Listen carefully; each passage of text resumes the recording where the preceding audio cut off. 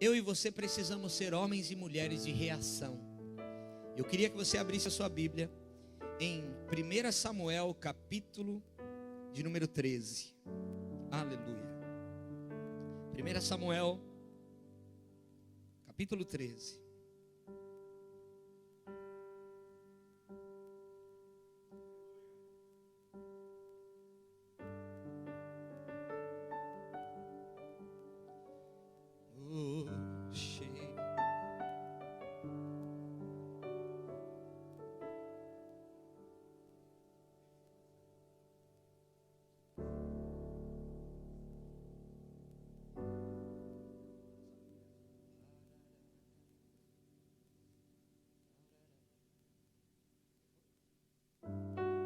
Aleluia.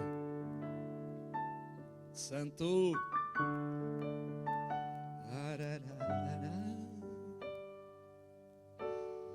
1 Samuel capítulo 13, verso 19. Diz assim: ora, em toda a terra de Israel, nenhum ferreiro se achava, porque os filisteus tinham dito, para que os hebreus não façam espada nem lança. Vai para o capítulo 14, versículo 1. Sucedeu que um dia disse Jonatas, filho de Saul, ao seu escudeiro: vem, passemos a guarnição dos filisteus, que está do outro lado. Porém, não o fez saber ao seu pai. Saul se encontrava na extremidade de Gibeá, debaixo da romeira em Migron, e o povo que estava com ele eram cerca de 600 homens. Aías, filho de Aitube, irmão de Icabo, filho de Finéias, filho de Eli, sacerdote do Senhor em Siló, trazia a estola sacerdotal. O povo não sabia que Jonatas tinha ido. Entre os desfiladeiros pelos quais Jonatas procurava passar a guarnição dos filisteus, deste lado havia uma penha íngreme, e do outro, outra. Uma se chamava Bozês, a outra Sené. Uma delas se erguia ao norte, de fronte de Micmas, a outra ao sul, de fronte de Geba. Verso 6: disse, pois, Jonatas a seu escudeiro: vem, passemos a guarnição desses incircuncisos. Porventura o Senhor nos ajudará nisto, porque para o Senhor nenhum impedimento há de livrar com muitos ou com poucos. Aleluia. Santo Espírito, obrigado, Deus, pela sua palavra, está aberta diante de nós. Fala conosco nessa manhã gloriosa de domingo. Nós te adoramos, Pai, e te agradecemos, em nome de Jesus. E quem concorda, diga glória a Deus. Amém. Irmãos, nós temos ouvido na nossa igreja muito a respeito de reação. Nós já ouvimos aqui que Deus não responde perguntas, Deus responde respostas. Porque às vezes a gente fica perguntando algo para Deus e Deus não responde. Mas quando eu reajo, quando eu respondo ao céu aquilo que Deus já fez, então eu tenho respostas de Deus, respostas do céu. Isso é reação. Nós temos ouvido aqui que o que importa na verdade não é a nossa ação, porque a nossa ação pode ser planejada, a nossa ação pode ser programada. Na verdade o que importa é a nossa reação, porque a nossa reação é quem nós somos de verdade.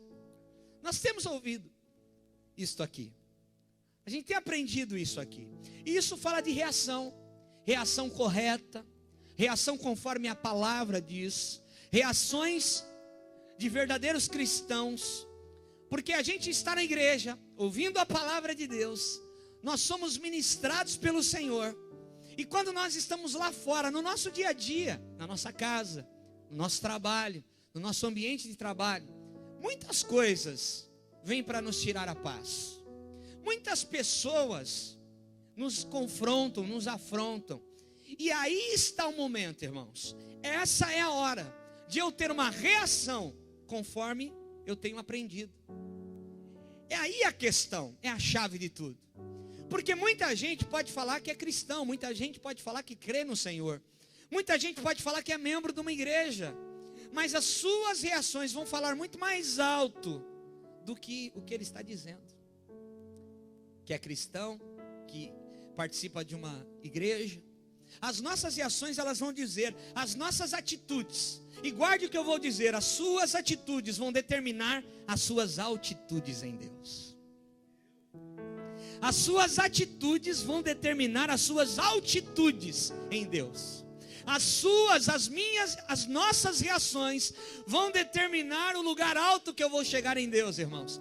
Eu creio, e você precisa crer nessa manhã, que Deus tem lugares altos para você. Deus tem lugares altos para você, lugares que o teu inimigo não te alcança, lugares aonde os teus adversários não te alcançam, lugares aonde a depressão não te alcança, a tristeza não te alcança, o abatimento não te alcança. São lugares altos que Deus quer colocar o seu povo, aleluia. Mas esses lugares eu e você só subimos com reações, com atitudes. É por isso que as minhas atitudes vão determinar as altitudes que eu vou chegar em Deus. A Bíblia diz, irmãos, eu vou contar um pouco dessa história aqui, fazer um pano de fundo para você entender o que estava acontecendo aqui em 1 Samuel capítulo 13. Os israelitas estavam em guerra contra os filisteus. Filisteus eram homens incircuncisos. Lembra do gigante Golias? Ele era um filisteu. E por que incircuncisos? Quando Davi, ele diz assim, eu vou enfrentar esse incircunciso filisteu. Incircunciso quer dizer homens que não faziam parte do pacto, da aliança com Jesus, da aliança com Deus. Eles não eram circuncidados, por isso eram chamados de incircuncisos. Eles não tinham aliança com o Senhor. E Saul, ele estava com 3.000 homens. E algumas batalhas estavam acontecendo. Desses 3.000 homens, 2.000 homens estavam com o rei Saul. E 1.000 homens estavam com seu filho Jonatas. Algumas batalhas estavam acontecendo. Jonatas estava prevalecendo contra os filisteus. E Jonatas, ele ganhava uma batalha num determinado local. E todo mundo, e Saul tocava trombeta e dizendo, nós vencemos a batalha. Às vezes na nossa vida acontece isso. Quando você está firme com Jesus, alinhado com Deus, você vai vencer as suas batalhas. Só que às vezes nós estamos vencendo as nossas batalhas, mas tem outra pessoa tocando a trombeta. Às vezes você sabe que lá no teu trabalho você segura a onda, mas o patrão está lá falando, eu estou ganhando muito dinheiro. Você tem sido um instrumento de Deus. Não é errado a pessoa receber benefícios daquilo que Deus tem te usado. Deus tem usado a sua vida. Mas, às vezes na família, às vezes no trabalho, a gente tem se doado, a gente se empenha, e Deus prospera os nossos caminhos, porque a gente é de Deus. E tem gente tocando trombeta, dizendo que, né, quem resolveu aquela situação foi ele, quem resolveu aquela situação foi aquela pessoa, e na verdade, foi você que ficou lá batalhando, lutando, e você sabe que Deus te usou para que aquilo realmente acontecesse e para que a vitória chegasse. Jonatas, ele derrota uma guarnição de filisteus, e Saul toca a trombeta. Por conta dessa vitória de Jonatas, uma vitória expressiva, significativa, os filisteus, irmãos, eles se reúnem agora em 30.000 cavalos. Depois você lê o capítulo 13 inteiro. Eles se reúnem em 6.000 homens. E mais uma multidão. E a Bíblia diz, multidão como a areia do mar. 30.000 carros, 6.000 homens de guerra. E mais uma multidão como a areia do mar. Está lá no versículo 5. E o povo lá, os israelitas, tinham 3.000 homens de guerra. E por conta da vitória de Jonatas, os filisteus agora se ajuntam, eles se alinham, e eles falam, agora nós vamos para cima desses israelitas. Agora eles vão ver o que é bom. E a Bíblia diz, porque o povo de Israel ouve dizer, que por conta da vitória de Jonatas, os filisteus agora reúnem 30 mil cavalos, 6 mil homens de guerra, mais uma multidão como a areia do mar. O povo, ele começa a se esconder em cavernas, em lugares. O povo de Israel começa a ficar preocupado. E eles falam, nós estamos em apuros. Os israelitas dizem, nós estamos em apuros, porque os filisteus agora se reuniram para vir contra nós.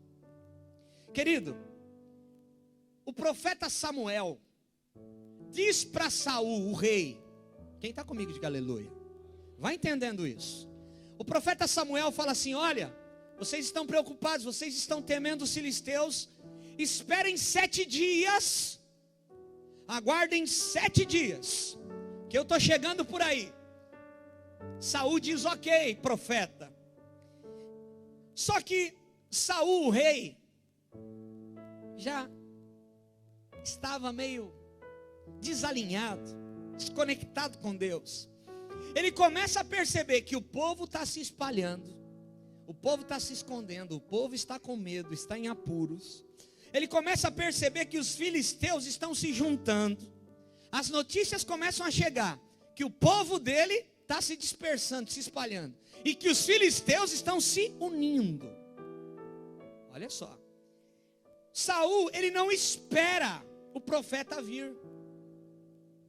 Quando dá o 7º dia, o profeta disse, espera 7 dias que eu estou chegando.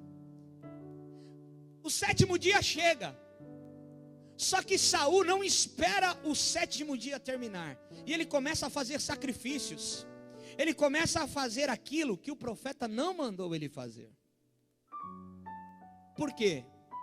Porque ele disse, olha o versículo 8. Esperou Saul 7 dias, do capítulo 13, versículo 8. Esperou Saul 7 dias, segundo o prazo determinado por Samuel. Não vindo, porém, Samuel a Gilgal, o povo foi se espalhando dali. Então disse Saul, trazei-me aqui holocaustos e ofertas pacíficas, e ofereceu o holocausto. Versículo 10. Mal acabara ele de oferecer o holocausto, eis que chega Samuel. Saul lhe saiu ao encontro para o saudar. Samuel perguntou, o que fizestes?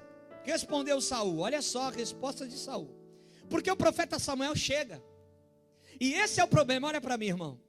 Quando Deus falar para você sobre um tempo, e esse tempo terminar hoje, às 10 horas da noite, 9h50, não comece a olhar para a sua vida e falar, nada aconteceu. Meu Deus, eu vou ter que correr. Nada aconteceu. Espere até o fim. Espere até o último minuto. Se Deus mandou, e Deus está falando com pessoas aqui nessa manhã, se Deus mandou você esperar, espere até o fim. Aguarde até o último minuto, irmãos, porque ele se apressou, ele começou a ver a situação piorando, e ele não deixou Deus fazer a obra. Ele olhou as circunstâncias, e ele vai falar, eu vi as circunstâncias, e não esperei. E esse é o grande problema da igreja hoje, da geração McDonald's, que é tudo pronto, tudo rápido, e não sabe esperar o Senhor. E querido, tem pessoas na igreja, tem pessoas que estão ouvindo a palavra, que não estão recebendo os benefícios de uma vida com Deus, não estão recebendo os benefícios de uma vida com o Senhor, porque não aprenderam a esperar.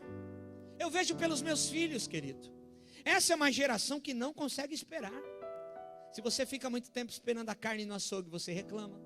Se você ficar muito tempo esperando o caixa no banco, eu e você reclamamos.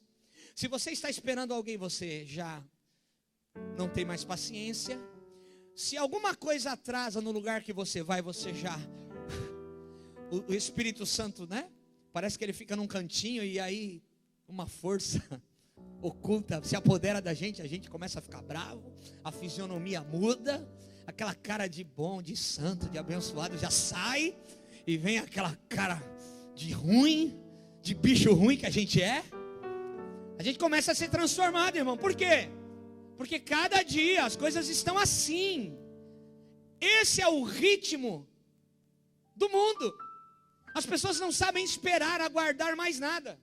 E Saul olhou o povo dele se espalhando, e o povo inimigo se juntando, o povo dele se dispersando, e o povo inimigo armando lá uma guerra tremenda. Ele falou: o quê? Eu vou agilizar o negócio. Eu não vou esperar Deus não. Aliás, eu não vou esperar o profeta não. Eu vou fazer o que eu tenho que fazer. Querido, se Deus, e você tem um Deus na sua vida que sabe o tempo certo, se você tem um Deus e Deus tem te falado, espere, Ele virá sobre a sua vida. O profeta Samuel chega, irmão, e ele fala: o que você está fazendo? Não, mas é que é o 7º dia. Mas o 7º dia acabou. Eu cheguei, eu cumpri o que eu falei. Eu estou aqui, mas eu já estou vendo que você já se adiantou, né, Saul? Eu estou vendo que você já se adiantou. Você não quis saber o que Deus quer de oferta. Você já quis fazer do seu jeito. Você já quis se adiantar. E olha a resposta de Saul, irmãos. Versículo 11. Samuel respondeu: o que você fez? Saul responde: vendo que o povo se ia espalhando daqui, e que tu não vinhas nos dias aprazados, e que os filisteus já tinham ajuntado em Micmas, eu disse comigo: vê se não sou eu e você esse aqui, irmão. Eu disse comigo: agora descerão os filisteus contra mim a Gilgal, e ainda não obtive a benevolência do Senhor, e forçado pelas circunstâncias, ofereci holocausto. Forçado pelas circunstâncias. Forçado pelas circunstâncias, a gente não espera Deus.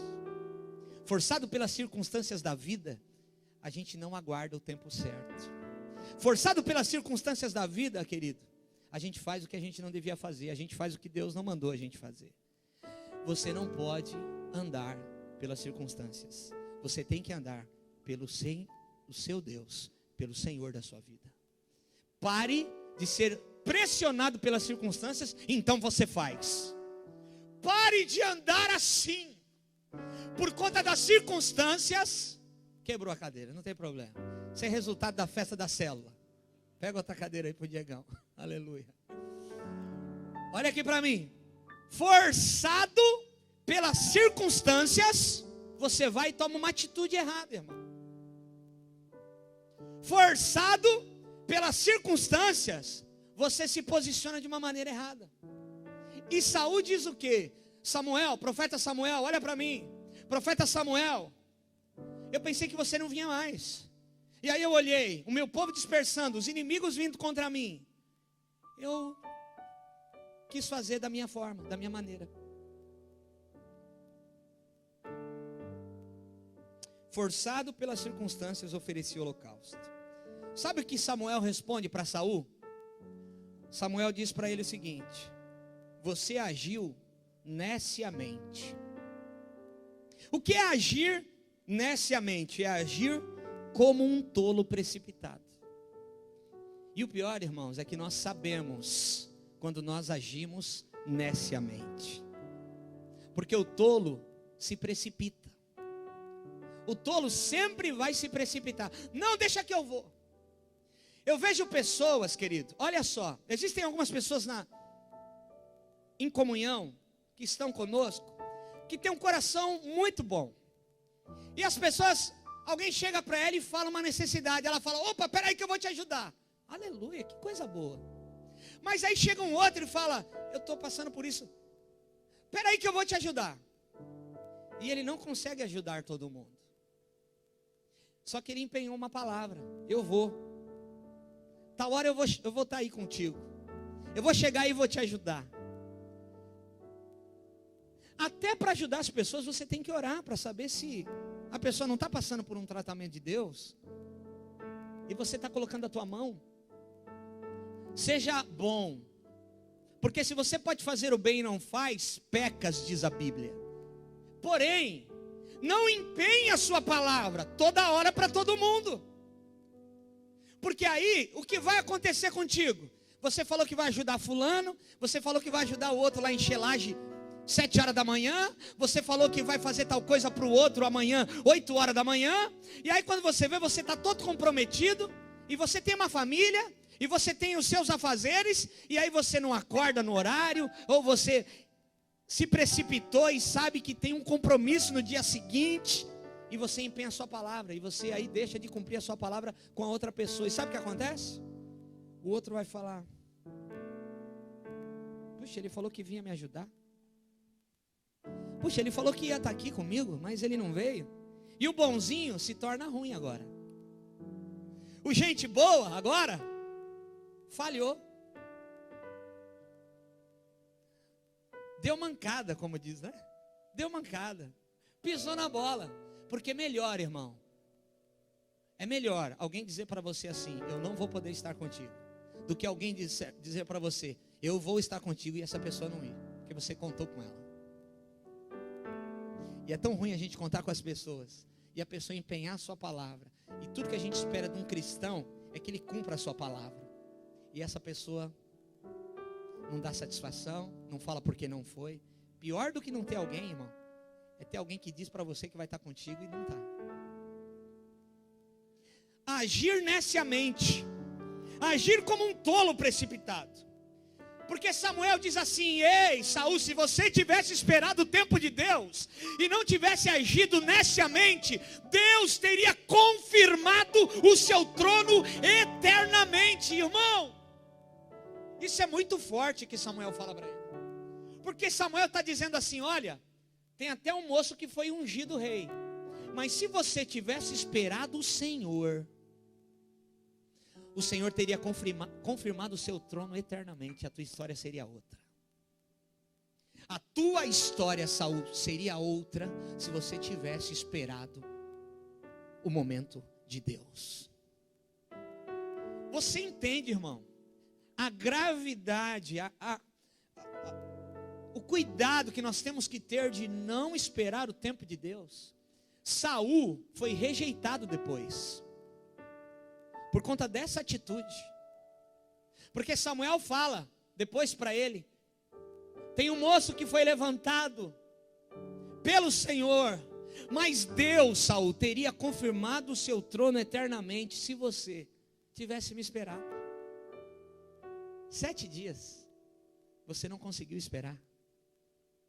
7 dias você não conseguiu esperar.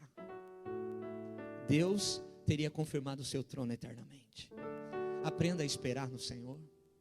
Aprenda a confiar em Deus. Se Deus falou 7, é 7, irmão. E se o 7º dia acaba meia-noite, espere até as 11h59 e 59 segundos, porque no último minuto pode ser que Deus brade sobre a sua vida. Eu quero declarar uma palavra. Tem gente que entrou aqui dizendo: esse ano não acontece mais nada, esse ano já está acabando, agora é só para 2016. Não, em nome de Jesus, Deus manda te dizer: espere em mim, porque se eu falei que é esse ano que eu vou bradar sobre a sua vida, é esse ano, até o dia 31 de dezembro, à meia-noite. Aguarde, porque você verá a minha resposta, diz o Senhor. Se Deus falou que é esse ano, é esse ano. Não saia da sua boca: esse ano já acabou, já estamos em dezembro praticamente. Espere até o fim. Fala para o teu irmão: espere até o fim.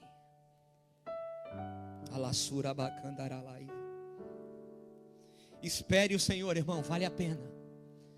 Vale a pena, Deus vai confirmar algumas coisas, vale a pena. Agora, o texto que nós lemos, versículo 19. Em Israel não tinha ferreiro. E aqui eu começo a pregar. Os filisteus, irmãos, sutilmente, dia após dia, ano após ano. A Bíblia não diz, mas o que a Bíblia diz é que foi por conta dos filisteus que Israel não tinha ferreiro. O inimigo foi sutil. Os filisteus foi minando, ou foi contratando os ferreiros, ou foi matando os ferreiros, ou foi eliminando de alguma forma os ferreiros de Israel. Para quê? Para que eles não fabricassem armas, para que eles não fizessem armas, e mais, para que eles dependessem dos filisteus. E Israel, nesse momento, estava dependendo dos filisteus.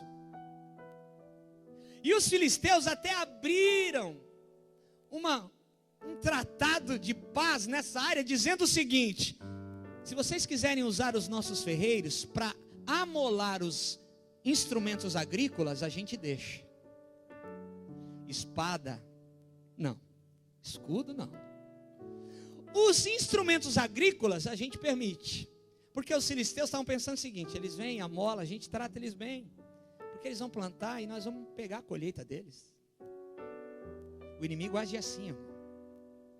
Às vezes ele oferece algo, mas por trás tem uma outra intenção. Talvez a tua vida tenha sido minada. Talvez, e a intenção do inimigo é essa, é que a gente não tenha armas. Porque qual era a intenção dos filisteus de Israel não ter ferreiros? Uma só intenção: que eles não tivessem espada, escudos, para poder guerrear contra os filisteus. E a Bíblia diz que naquela época ninguém tinha mais espada, só Saul e Jonatas. O povo estava preocupado. Um exército maior do que o deles se acampa contra eles. 30 mil homens, 30 mil cavalos, 6 mil homens de guerra. E agora eles sem espada, sem poder fazer espadas, eles ficam preocupados. Aí precisa crer em Deus, irmão. Quando você está sem armas, ou quando você está se sentindo fraco, fragilizado por alguma situação, você precisa acreditar e confiar no Deus da guerra. Ele é o Deus da guerra. O nosso Deus é o Deus da guerra. O inimigo não quer que você tenha armas. Repita bem forte comigo: meu inimigo não quer que eu tenha armas. Por isso, irmão, ele vai se opor a você. O inimigo não quer que você leia a Bíblia. Isso é uma arma, irmão, tremenda.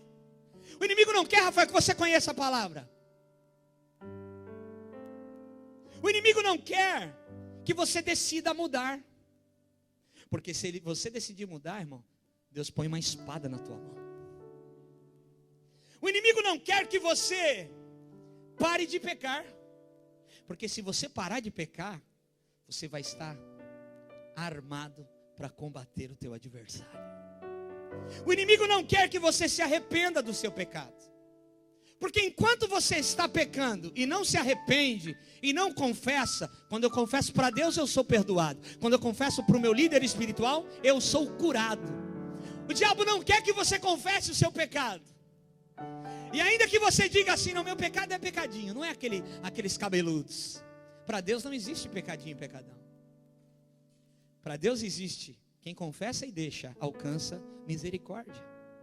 Então quando eu confesso o meu pecado, irmãos, tem ferreiro, aleluia, tem armas espirituais nas minhas mãos.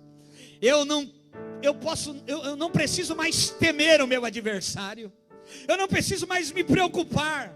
O inimigo não quer que você se posicione. O inimigo quer que você continue vindo na igreja todo domingo, domingueiro. Não vem de quinta, não participa de nenhuma célula, mas todo domingo você está aqui sentado, ouvindo a palavra, até chora, levanta a mão, gosta do louvor, acha a igreja bacana. O inimigo quer que você fique desse jeitinho, sem se envolver, sem participar de nada. Fica aí, raso, superficial. Ele não quer que você se posicione para funcionar para o reino de Deus. Ele não quer que você se posicione, se levante como um soldado na guerra. Ontem eu vi um exército aqui limpando essa igreja. Essa igreja foi limpa em meia hora, irmão. E se você visse como ela estava, tinha muitas pessoas aqui, barracas típicas, comidas. Eu vi um exército aqui. Pessoas que se levantaram para fazer a obra do Senhor. E isso precisa ser exaltado mesmo, irmãos. Isso precisa ser dito.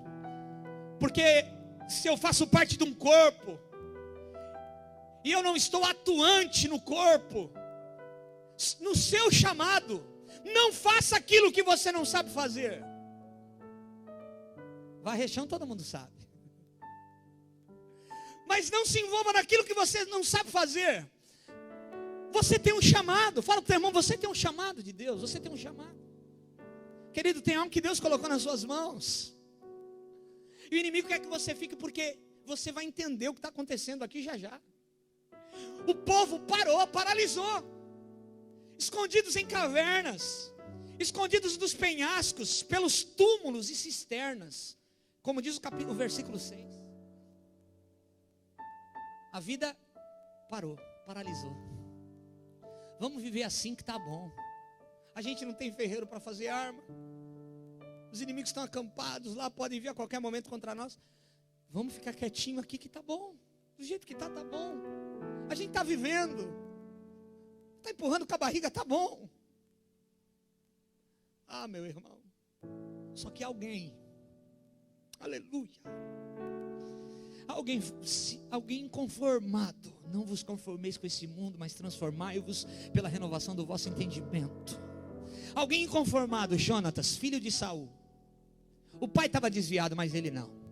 O pai já não ouvia Deus, mas ele não.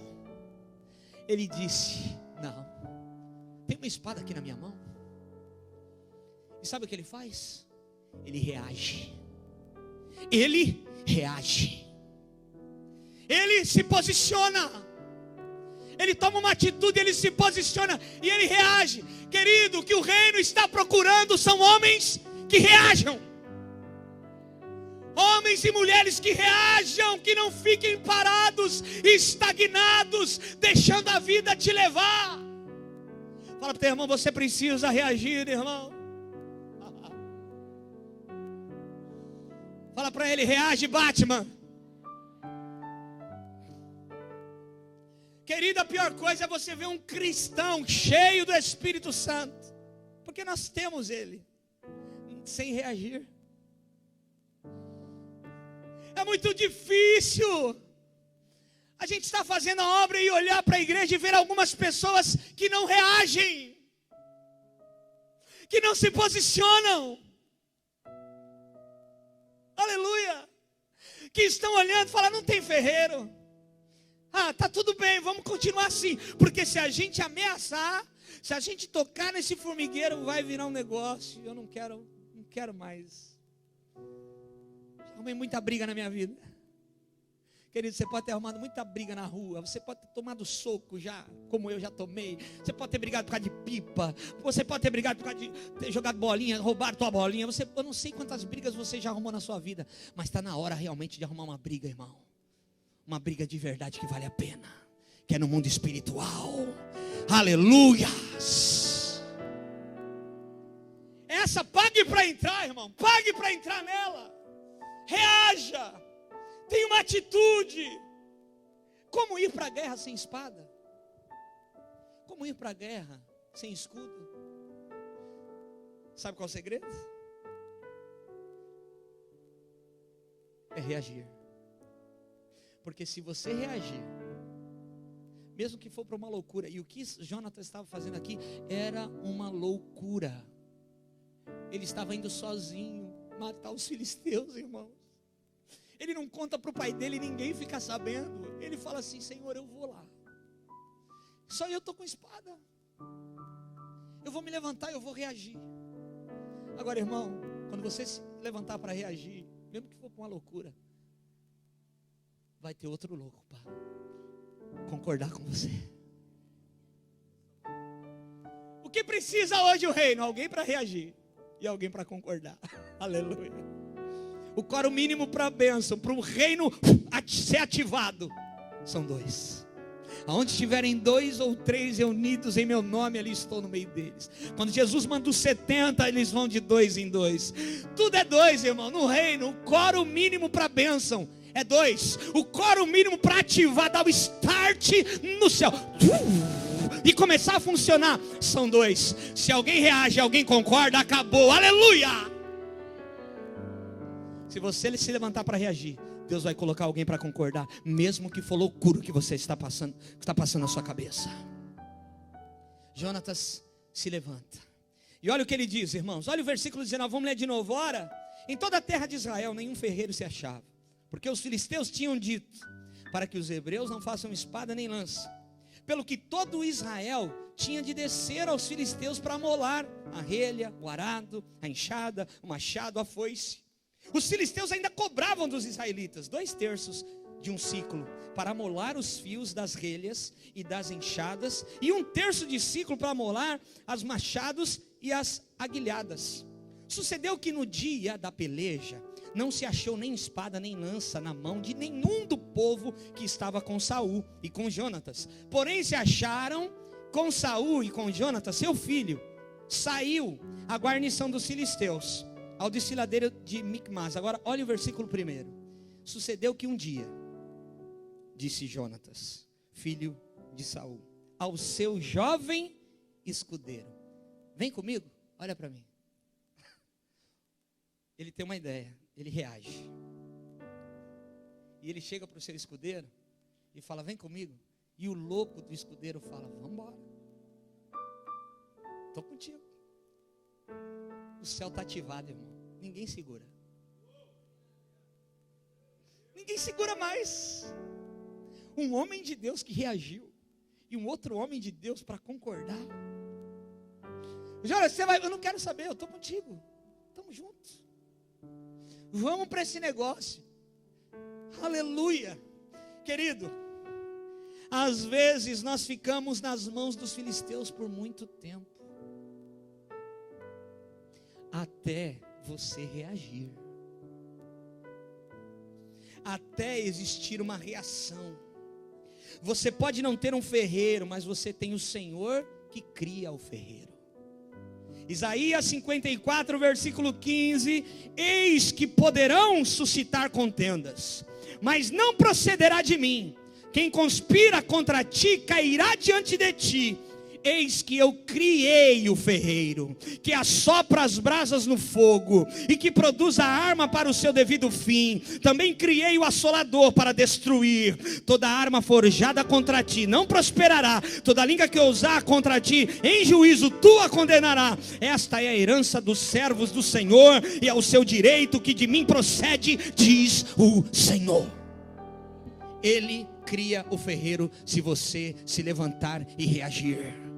Ele cria, Ele coloca a situação no lugar, Ele vai dar as condições para você vencer essa batalha. Se você reagir, você pode olhar e dizer: Senhor, não tenho ferreiro, não tenho espada, a situação está difícil, mas se você se levantar para reagir, querido, Deus muda a tua sorte, porque você não precisa de ferreiro, você precisa do Criador do ferreiro. Você não precisa de homens, você precisa do Deus da guerra. Aleluia. Todo Israel tinha que descer para amolar. A gente leu, isso fala de dependência, irmão. Depender de outros. Isso fala de opressão. Você já passou por opressão? Você sabe o que é opressão? Você ser oprimido por alguém, ou por um patrão, ou por alguma situação que te oprime. Você não quer estar lá, mas você tem que estar lá. Você está dependente daquilo. Você precisa ir. E você é oprimido. Humilhação. O povo de Israel estava sendo humilhado. Vocês não têm ferreiro? Nós temos. Só que nós não vamos amolar espada, não vamos fazer espada, escudo não. Amola aqui os teus instrumentos agrícolas. E vocês têm que pagar um bom preço para a gente fazer isso para vocês. Ficar na mão de filisteu é ruim demais, irmão. Ficar na mão de incircunciso, de gente que não tem aliança com Deus, é ruim demais. Ficar na mão de pessoas que não temem ao Senhor, que oprimem as nossas vidas, que humilham e nos fazem dependentes, é muito ruim. Se você reagir, você não ficará mais na mão de opressores. Às vezes parece que falta o essencial. E o diabo, ele é especialista em tirar aquilo que é essencial para nós. O ferreiro era essencial. E faltava o essencial. Talvez você esteja falando: puxa, eu só não sou mais feliz porque falta o essencial. Eu não sei qual é o essencial para você. Talvez você fale, puxa vida, eu não sou mais bem sucedido porque falta o essencial. Talvez você está num relacionamento e você diz, não está dando certo porque falta o essencial. Mas na verdade, irmão, o essencial é Jesus. Sabe por que as coisas não dão certo? Porque a gente acha que o essencial é isso, é aquilo, é aquela, é aquele. E o essencial é Ele. E se eu começo a entender que o essencial para tudo na minha vida é o Senhor Jesus, tudo começa a ser transformado. Porque os meus olhos não estão em pessoas, não estão em situações que podem acontecer ou não, não estão nas circunstâncias. Por conta das circunstâncias, Saul se precipitou. E o seu reino poderia ter sido confirmado eternamente, e não foi, porque ele se precipitou, porque ele estava de olho nas circunstâncias. O essencial para você ser feliz, bem-sucedido, abençoado, próspero, ter uma vida santa, reta, bendita diante de Deus, é Ele, é Jesus. Seja apaixonado por Ele, entregue a sua vida a Ele, se dedique a Ele. Você só tem essa vida para gastar para Ele. Você não terá outra oportunidade. É tempo de reagir, irmãos. No dia da peleja não se achava ninguém, mas Jonatas se levanta. Por conta da unção, irmãos. A unção faz a gente se levantar. A unção vai atrair perseguição, sabia? A unção faz você se levantar, mas quando você reage, atrai perseguição. Foi por conta da batalha que Jonatas venceu, que os filisteus se armaram completamente. Por conta de algo que você faz de bom, o inimigo fica mais furioso ainda. Mas não recue, o Senhor é contigo. O Senhor é contigo, aleluia. A unção vai trair perseguição. A perseguição gera medo, o povo começou a se esconder nas cavernas. Mas, sabe o que vence o medo? Sabe o que vence o medo? O que vence o medo é o amor. A Bíblia diz que o amor lança fora todo medo. O amor lança fora todo medo. Alguém que ama Jesus vai conseguir reagir corretamente, sem medo diante das circunstâncias. Deus não quer, irmão, que você faça o que é bom. Deus quer que você faça o que é certo. Eu vou repetir, você precisa pegar isso no teu espírito. Não adianta você fazer o que é bom. Você tem que fazer o que é certo. Saul não ofereceu sacrifício? Ofereceu. Mas não era certo. Você precisa saber o que é certo, não o que é bom. Porque muitas vezes aquilo que é bom não é correto. Aquilo que é bom não é o que Deus te pediu. Deus não quer que você faça o que é bom. Deus quer que você faça o que é correto. O que é certo ser feito. Se você é um ungido, você será perseguido. Fala para o teu irmão, se você é um ungido, você será perseguido.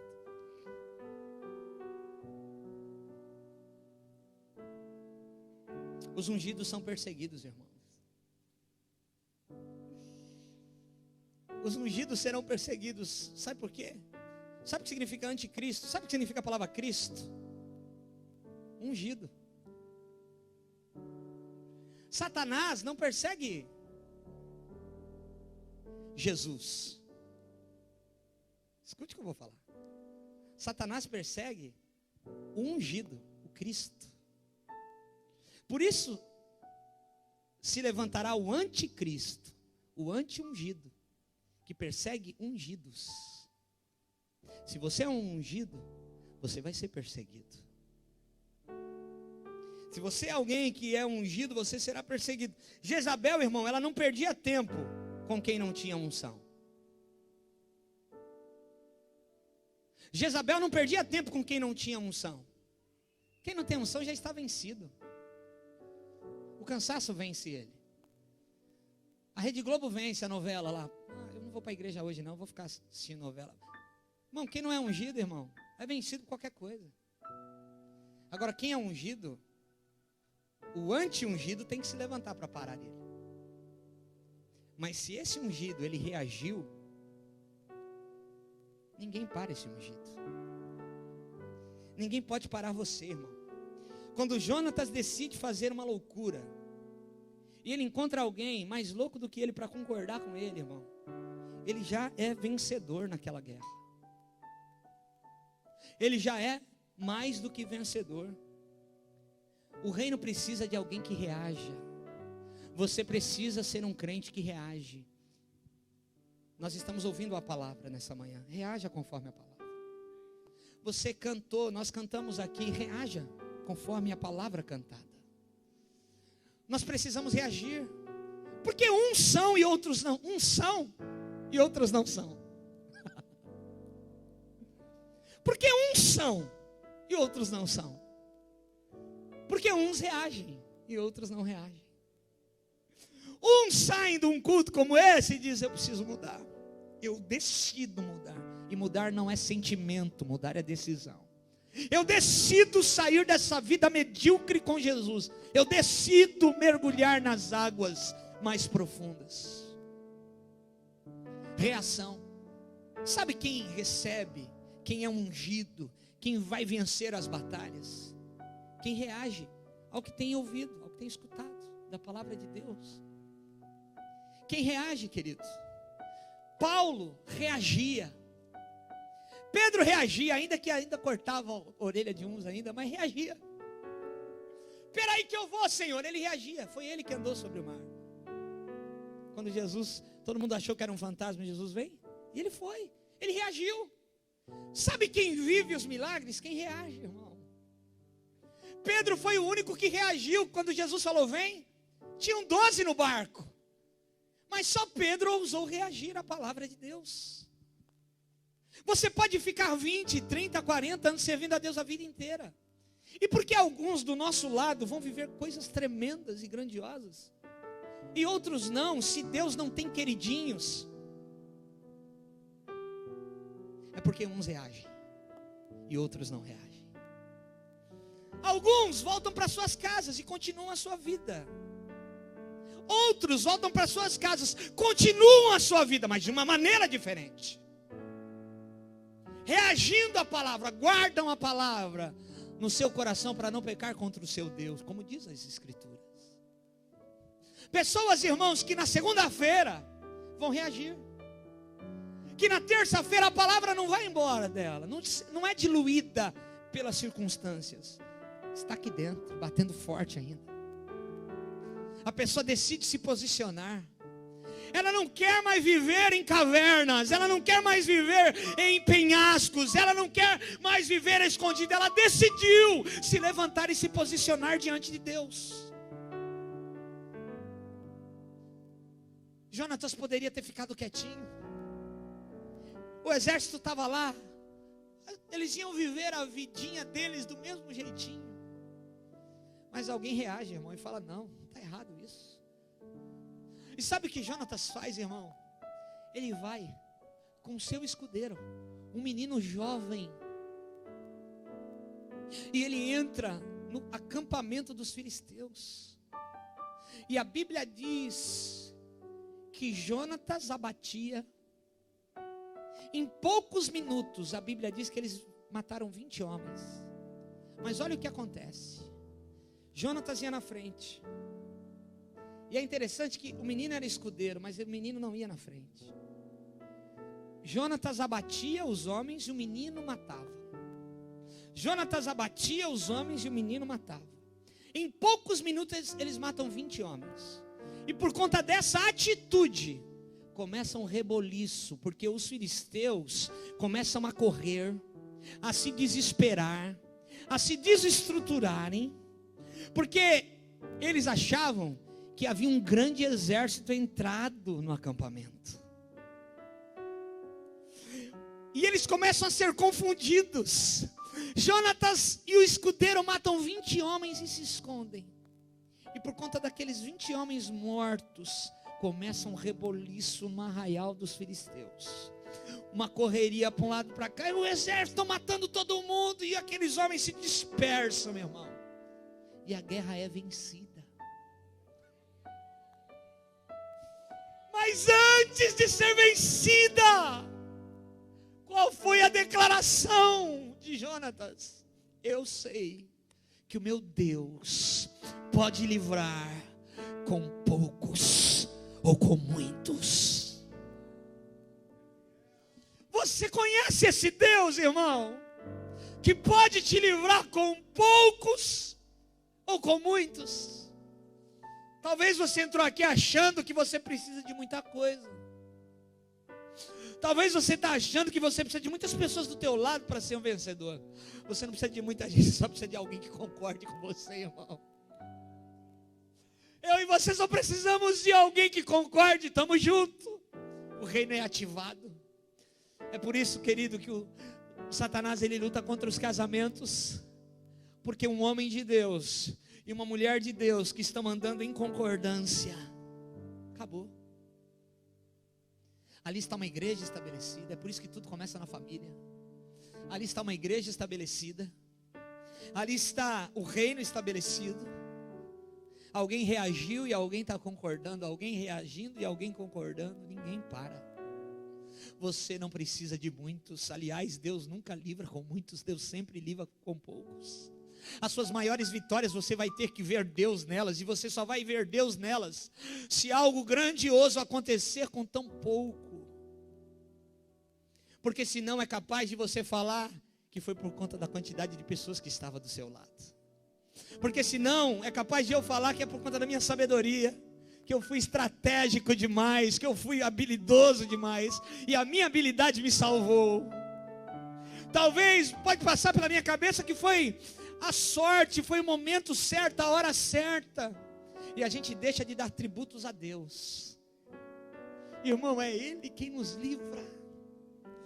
É Ele quem nos livra, com muitos ou com poucos. Você tem um Deus que pode chegar no último minuto, e você sem ninguém, só com alguém para te concordar, e mudar a tua sorte completamente. Quem está comigo, diga glória a Deus. A palavra é confirmada através de duas pessoas. Abre comigo em Mateus capítulo 18. Aleluia.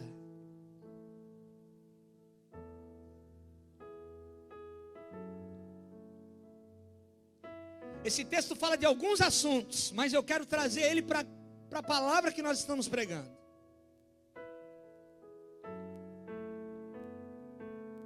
Olha o que diz Mateus 18, verso 15. A partir do 15, nós vamos até o 20. Se teu irmão pecar contra ti, vai, repreende-o entre ti e ele só. Se ele te ouvir, você ganhou o seu irmão. Se porém ele não te ouvir, toma ainda contigo uma ou duas pessoas, para que pelo depoimento de duas ou três testemunhas, toda palavra se estabeleça. Em outras traduções, toda palavra se confirme. E, se ele não os entender, dize-os à igreja. E se recusar, ouve também a igreja. Considera-o como gentil e publicano. Agora olha só. Em verdade vos digo, que tudo o que ligardes na terra, terá sido ligado no céu. E tudo o que desligardes na terra, terá sido desligado no céu. Em verdade também vos digo, que se dois dentre vós, sobre a terra, concordarem a respeito de qualquer que porventura pedirem, coisa que porventura pedirem, ser-lhe-á concedida por meu Pai que estás no céu. Porque onde estiverem dois ou três reunidos em meu nome, ali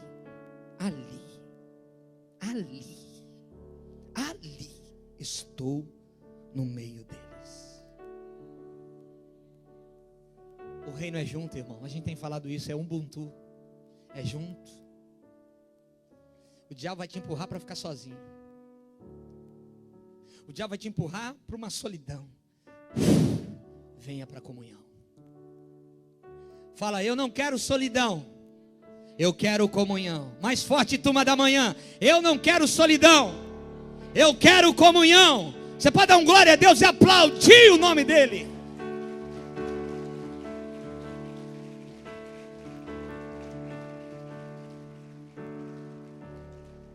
Alguém que sabe, querido.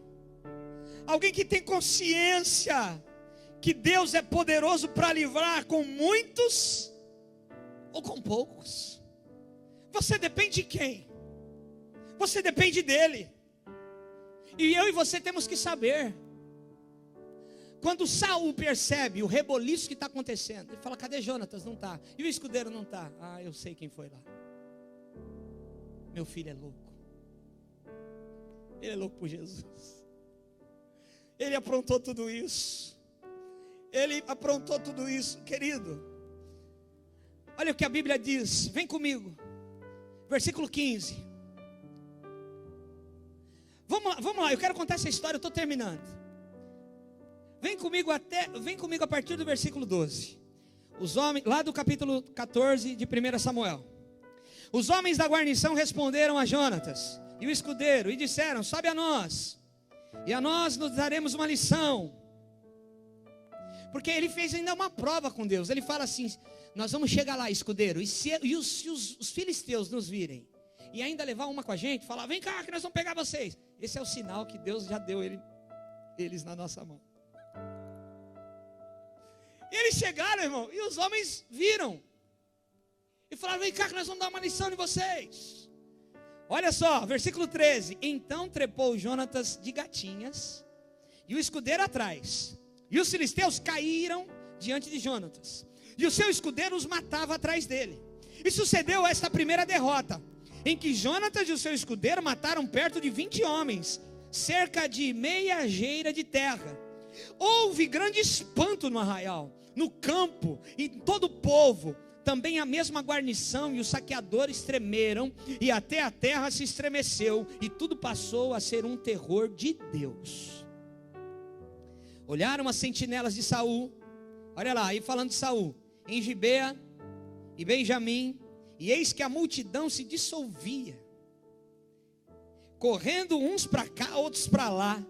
Versículo 17. Então disse Saul ao povo que estava com ele: ora, contai e vede quem é que saiu dentre nós. Contaram, e eis que nem Jonatas nem o seu escudeiro estavam ali.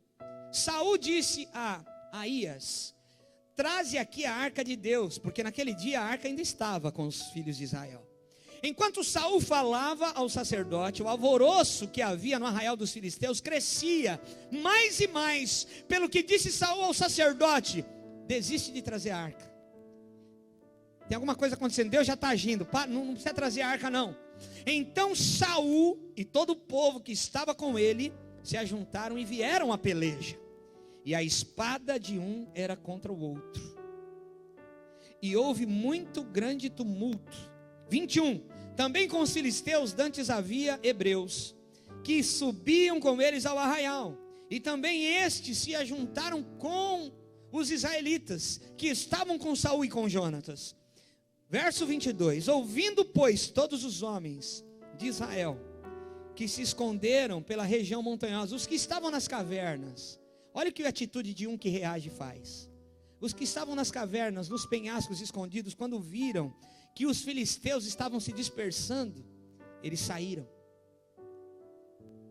fugiram, e também perseguiram de perto na peleja. Verso 23. Assim livrou o Senhor a Israel naquele dia, e a batalha passou além de Bet-aven.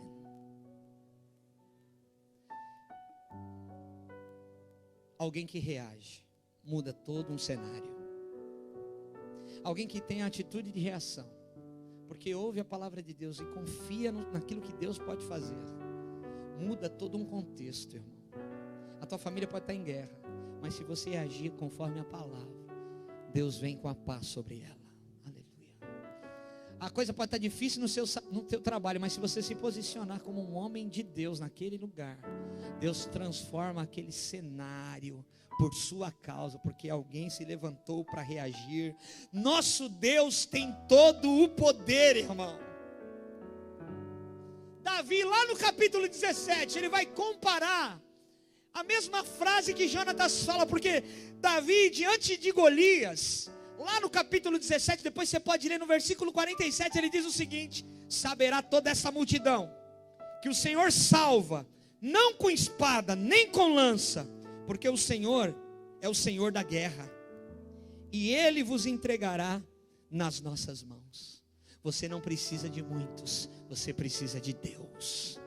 O seu negócio vai prosperar, não por conta disso, daquilo outro, mas por conta que o Senhor está naquele lugar. Você não precisa de muitos, nosso Deus tem todo o poder.